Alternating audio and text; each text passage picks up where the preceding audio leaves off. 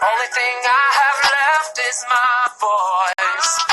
And now I have to use it for my protection, because they left me no choice. See, my work has nothing to do with my private life. So stay the fuck out of my business and tend to your own damn life. So go ahead, say what you wanna say about who I wanna date, but you won't say that shit to my face, cause you know it ain't shit to say. Next nigga bring me some dumb shit, it's gonna be a misunderstanding, cause niggas that listen to dumb shit are niggas that be on that dumb shit. They need a life cause they ain't got no life, so they always conjuring up dumb shit. Blocking my path, they don't know the half and so they making assumptions. Just one do assumptions. Cost a man his whole career. Found guilty when you're innocent is the only test I fear. There is one thing that's for sure, and I wanna make this shit clear.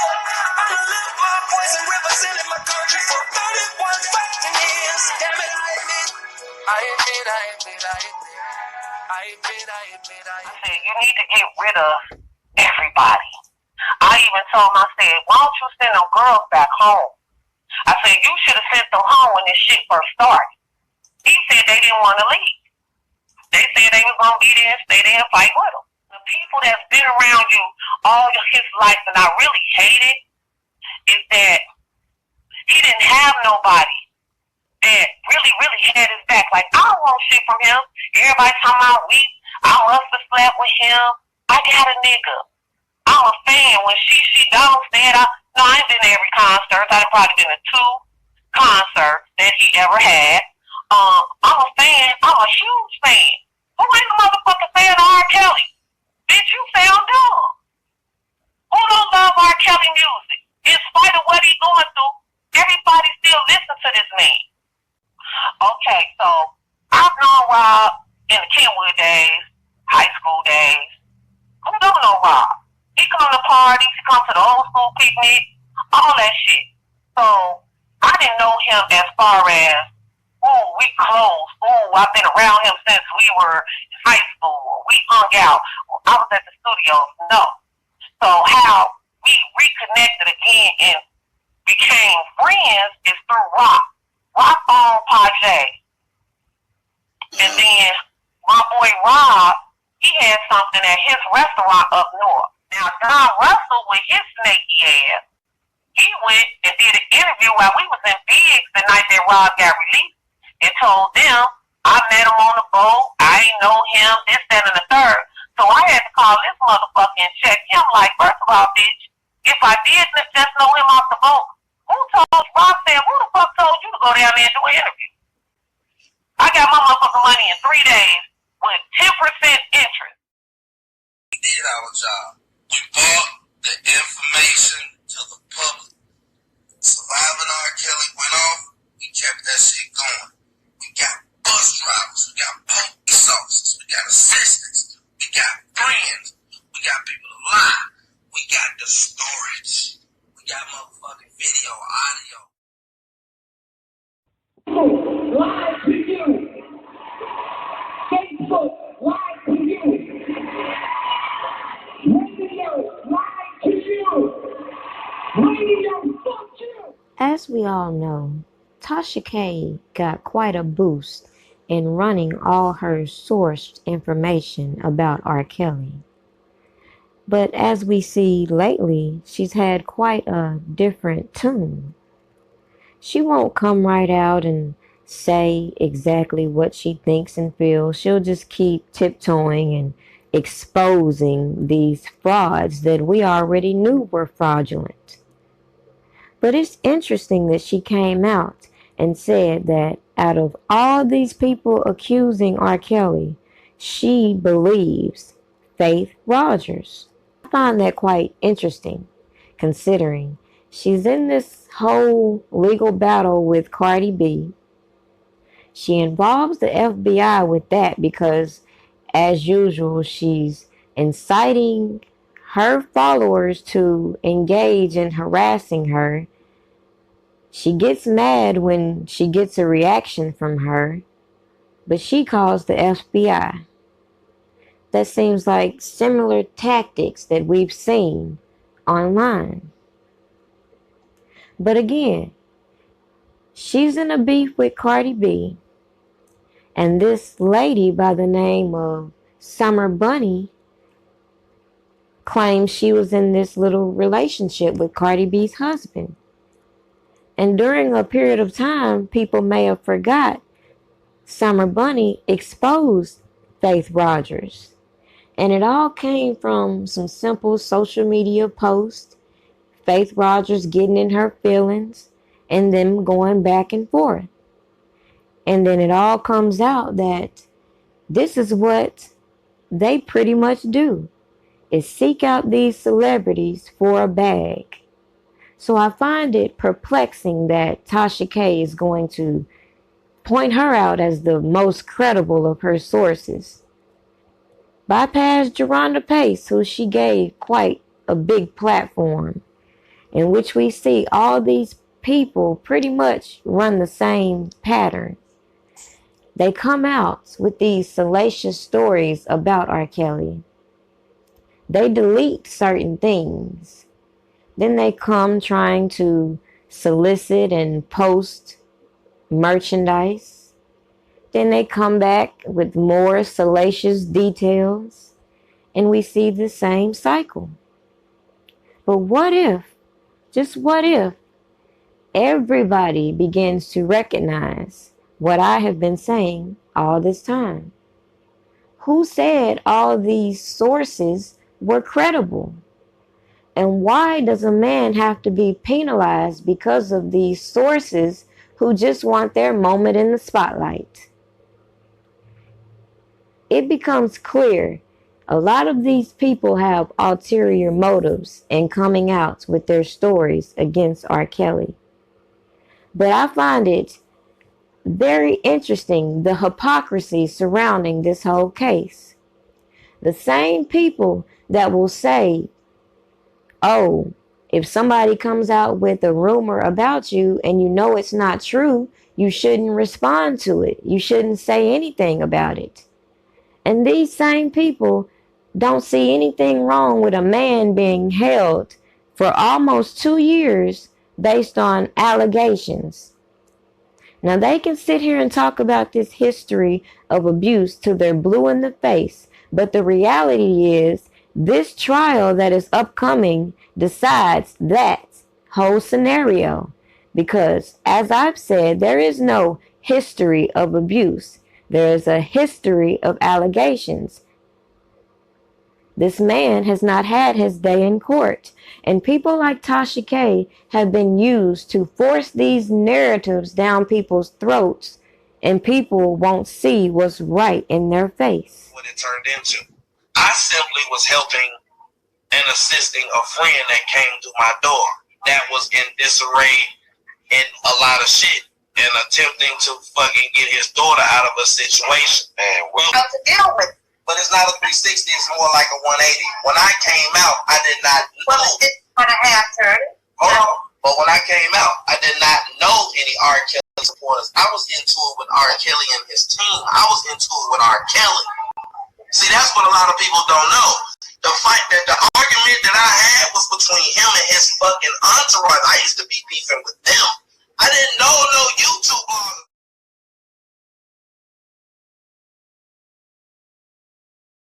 Found guilty, then Sony is alleged. Sony is responsible. That is his employer. So Sony is walking a thin line. If I could get R. Kelly supporters and fans to move away from his entourage, But that's you know what I'm on that a mission to do. Your wife called me, my mother, saying, oh, there's a lot of rumors going around. I need you to call me every single day. I need to hear your voice every day. I need you to check in with me every day. I said, first of all, I haven't been doing that for these first couple years. So now that I'm an adult, I'm definitely not about to check in with you every day. And that's what started it all. Because of her pride and my pride. So what and as did an that adult, have to do with me? you're attached to her. That's your wife. That's your wife. So I became the enemy, but you're the feud. Because when I would talk to you, you would be young No, too. because if you saying your beef was with your mother, then you said, oh, I feel like it was with both of you guys because, like I said, both you and her, when I would call, it was nothing but arguments. I was never present with you and your mother on the phone. I was never present with you and your mother. That's why I never knew when you and your mother talked. What I did was found out when your mother told me she talked to you and y'all argued or whatever, and I would call you. And you would have that same attitude you and her left with towards me. Yes, I would. Okay, but I didn't have anything to do with that. So therefore, give me a chance to pick what side I'm going to be on, who's right and wrong. You came at me aggressive because of you and her. This is not it, because I know your wife confides in you, and I know she's going to explain it to you. Exactly. But she's not going to give me everything, evidently. So, as you can see, the elephant still needs to be addressed. But that's the thing. Which will be addressed. But what I'm telling you is don't merge us like I never merged you.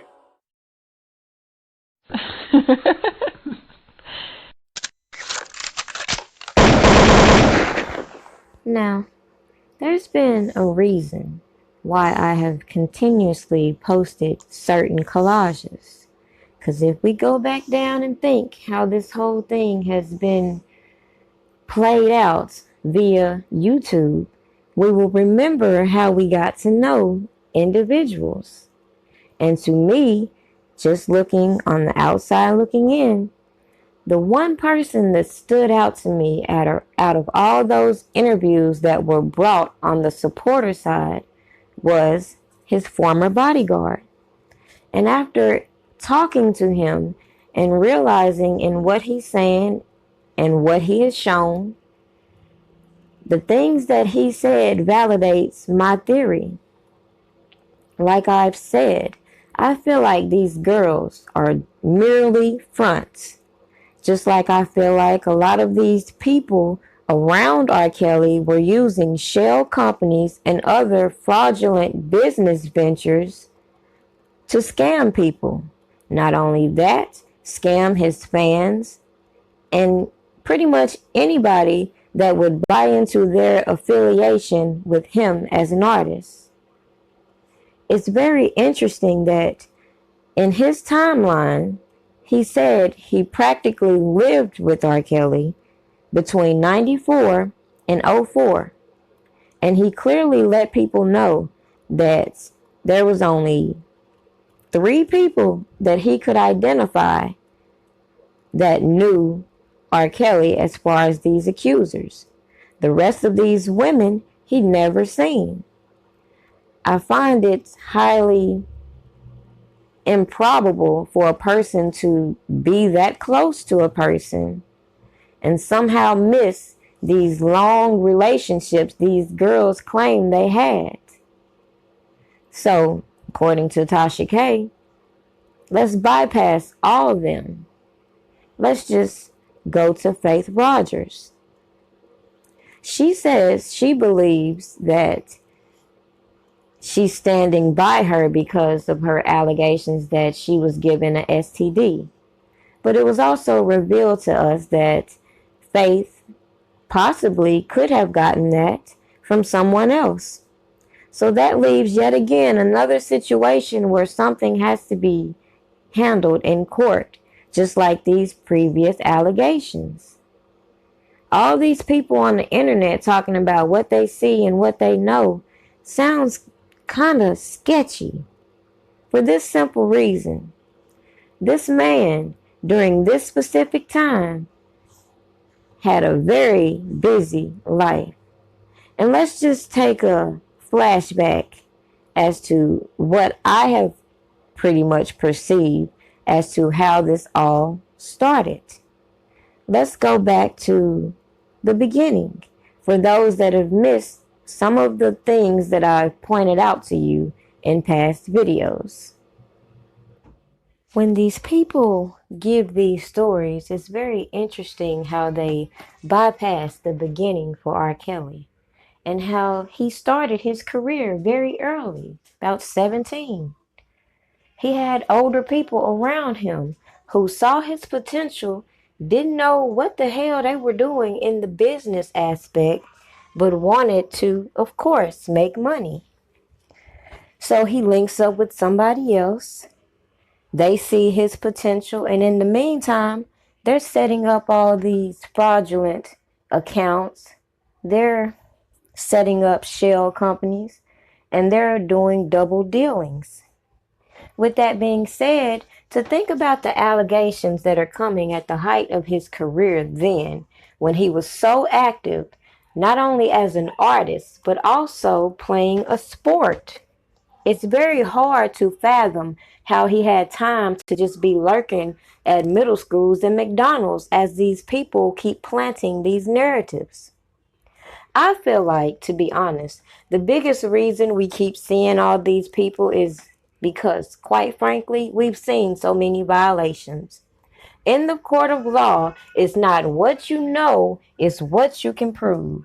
And even in the first trial, the way they skipped and danced around how they recovered this so-called evidence, which is the infamous tape, which can still be searched online. It's interesting they bypassed the clear extortion. It's interesting they bypassed the fact that this man had security cameras and could have accessed real footage instead of relying on this janky ass tape. All this is very questionable. Even the fact that in today's case, this janky ass lawyer is said, hey, I've shown this to CNN. I've shown this to this person. This person is linking up with the prosecutor with these shady dealings. All these things are clear violations and misconduct, which would clearly indicate reason to have charges dropped and dismissed. So to see all these distractions even today continue without people actually focusing on the real objective is beyond me. I don't understand how people, even in the area, who see these clear violations aren't formulating real complaints, aren't organizing these things offline instead of attacking people online. At the end of the day, maybe you need to go back to the beginning of my videos when I clearly tell you I'm not an investigator. I'm not an attorney. I'm not an activist. I never signed up to be doing nothing extra other than researching what's going on with this topic and bringing the information. Not to associate myself with janky ass people. Not to keep sitting there engaging in stupid ass beefs and manufactured arguments.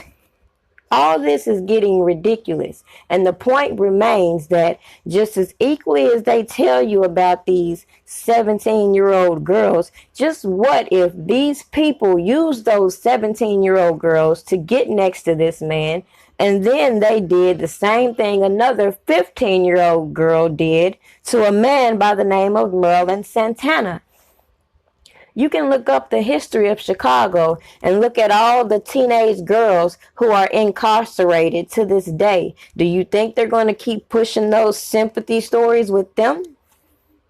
Even the lady Centoya Brown, who was released recently here, who was being trafficked, she didn't get much sympathy until all this became a new trend. Just think about all these factors when you hear them pushing the black girl narrative, and you hear these people so gung-ho and believing every negative story they hear about R. Kelly without actually checking into the facts. I admit that I've told the truth, and I'm still not free. Still won't hate me, still won't stone me, still won't chain me, think they won't kill me.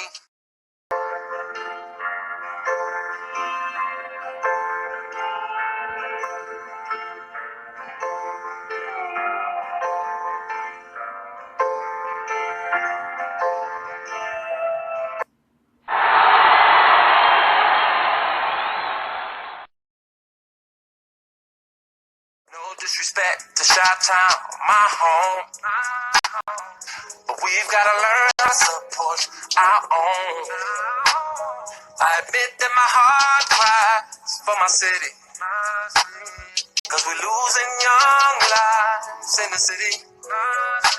Instead of judging me, y'all should be using me to help these kids, raise them out of depression and poverty. Now I'm not saying I'm no savior, but I could be an inspiration. This is an invitation. Now, back to Kip.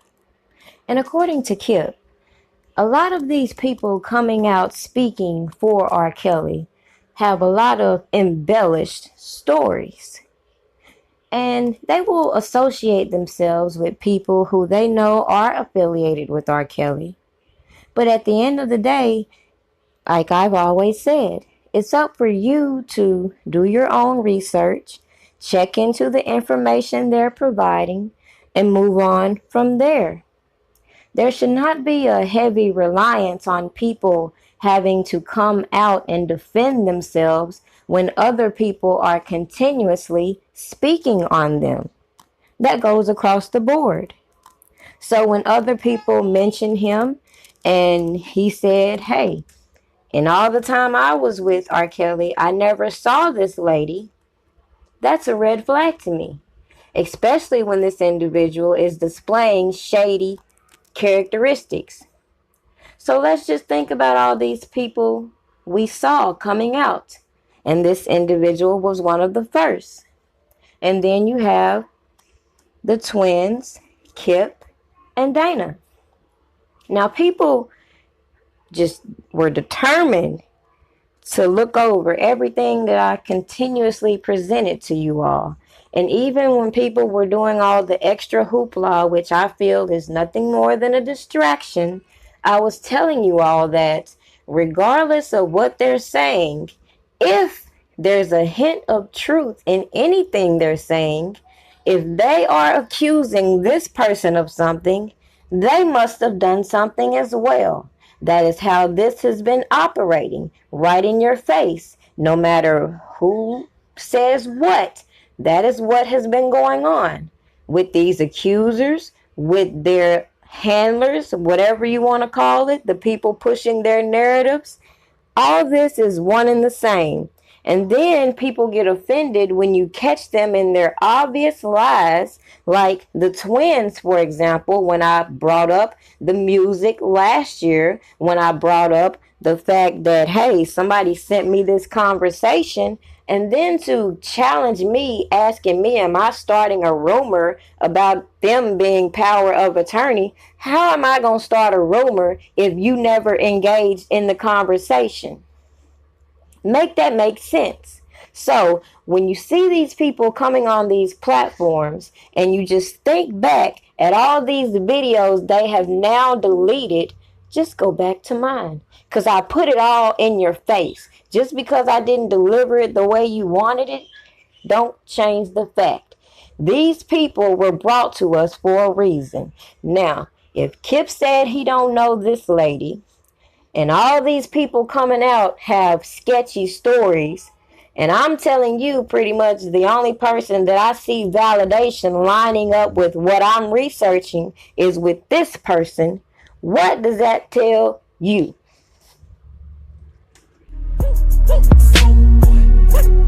Lord, please forgive me how I'm living.